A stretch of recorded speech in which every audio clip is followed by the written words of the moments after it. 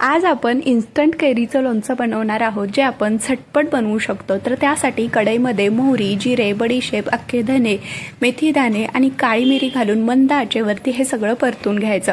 भाजून घेतलेले मसाले मिक्सरच्या छोट्या भांड्यामध्ये घालून याची बारीकसर अशी पावडर तयार करून घ्यायची। तर इथे मी 2 ते 3 कच्च्या कैऱ्या घेतल्यात, हे स्वच्छ धुवून पुसून घ्यायच्या। तर आता या पद्धतीने कैरीच्या आपल्याला छोट्या छोट्या फोडी तयार करून घ्यायच्या आहेत।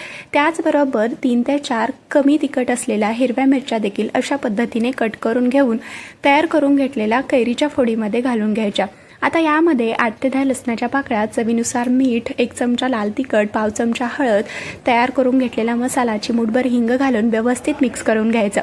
तर तडका पॅनमध्ये 4 ते 5 टेबलस्पून कडकडीत तेल गरम करून यामध्ये अर्धा चमचा मोहरी घालून कडकडीत तेलाची फोडणी या फोडींवरती घालून घ्यायची। तर इथे आपलं इन्स्टंट कैरीचं लोणचं तयार झालेलं आहे।